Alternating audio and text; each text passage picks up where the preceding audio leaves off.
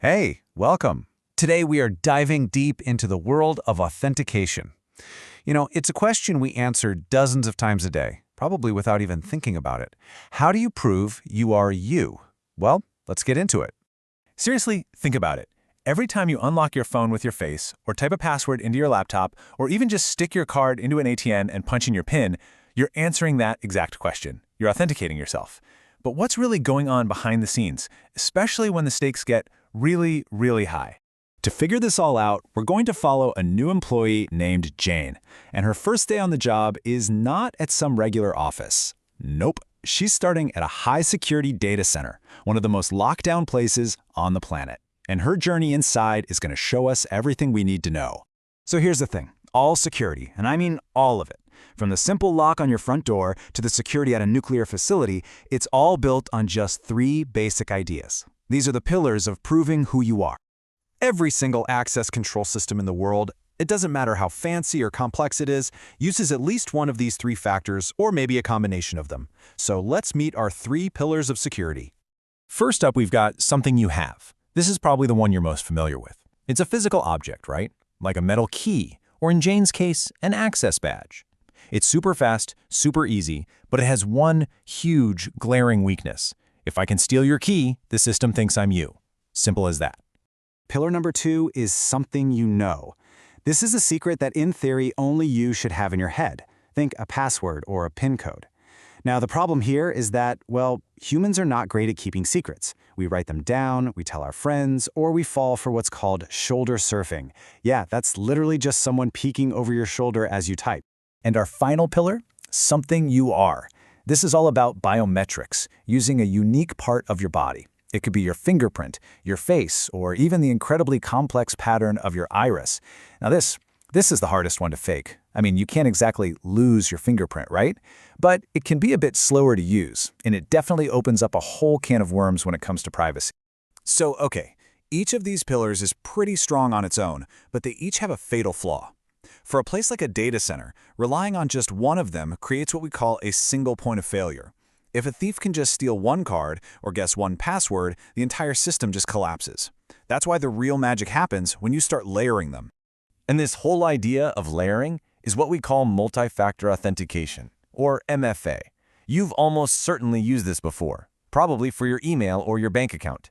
The concept is beautifully simple. You combine two or more of those pillars so that the weakness of one is completely covered by the strength of another.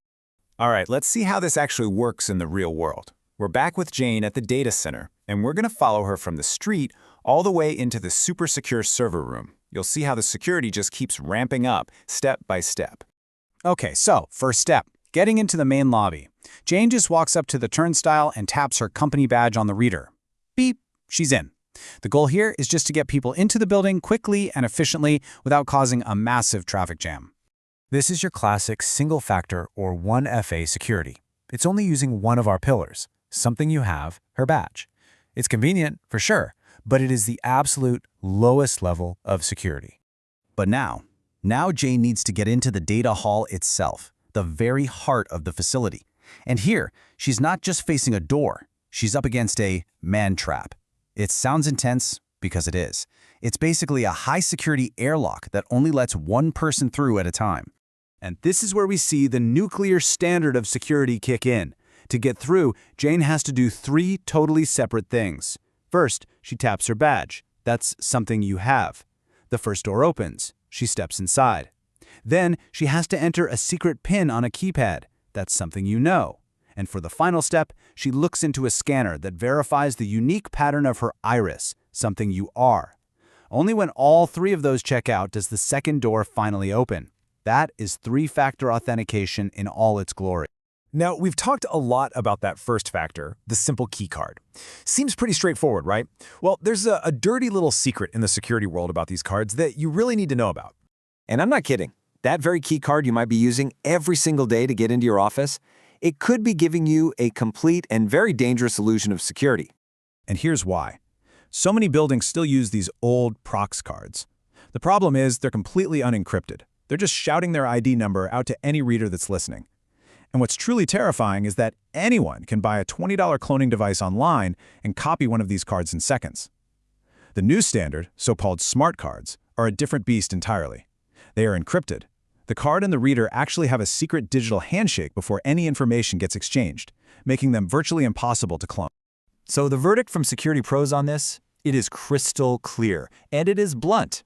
When it comes to those old, unencrypted Prox cards, you should never, ever use them for any place that you actually want to keep secure. The risk is just way too high. Okay, so we've seen the theory, we've seen the super high-tech application, but how does all of this translate into a practical rule of thumb that you could use to design security for any building? Well, it's really all about matching the level of security to how sensitive the area is. For a general lobby, yeah, single factor is probably fine. For internal hallways or elevators, maybe you want to step it up to two-factor. But for the really critical spots, the data hall, the server room, the security control center, it has to be always two-factor or ideally three-factor authentication. No exceptions. And that brings us to one last thought.